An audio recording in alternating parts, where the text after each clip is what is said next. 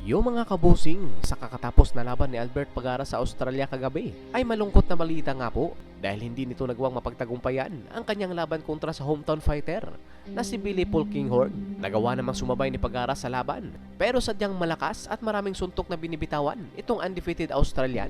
Kaya pagdating sa desisyon ng mga hurado, talo si Pagara by a unanimous decision kung saan yung sinabi nilang mag-ingat si Pagara sa body shot nitong kalaban. Ganun na nga, nakita natin ito sa laban. At panay bitaw nga po ito ng body shot at makikita naman natin na kaya naman ni Pagara tanggapin. Pero sa body language nga po ni Pagara, talagang dihado ito sa stamina.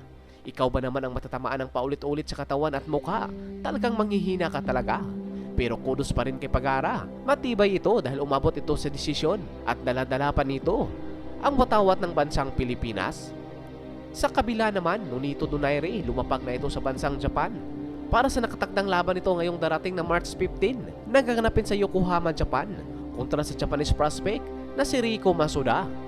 Paglalabanan nga po ng dalawa ang WBA title eliminator kung saan sa paglapag pa lang ni Donaire sa airport ay sinalubong na agad ito ng mga media.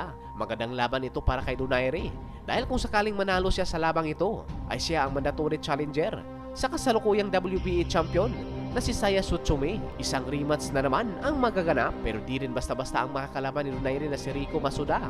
Isa nga po itong knockout artist sa ring record na 9 wins, 1 loss and 8 knockout. Ang malaking advantage ni Donaire sa labang ito ay ang kanyang experience. Samantala naman, Janrel Casimero, puspusan na ang naging training nito sa nalalapit na laban ngayong April.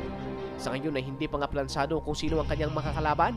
Pero may rumor na ito nga pong si Luis Neri ng Mexico ang kanyang makakalaban. Maganda ito kung matuloy dahil talagang bakbakan ng hatid itong dalawang boksingerong maangas. At dapat talagang nasa saktong kondisyon si Casimero sa araw ng kanilang laban para di ito mabuli dito kay Neri.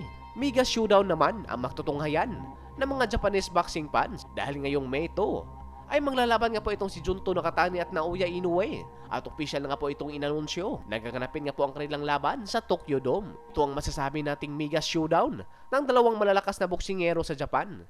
Kaya paniguradong maraming manonood dito sa laban. Tingin nyo mga kabusing, ito na kaya ang boksingerong magbibigay unang talo dito kay monster ng Japan na Naoya Inoue? O matutulad lang itong si Junto Nakatani sa mga boksingerong sumubok dito kay Naoya Inoue na knockout ang inabot?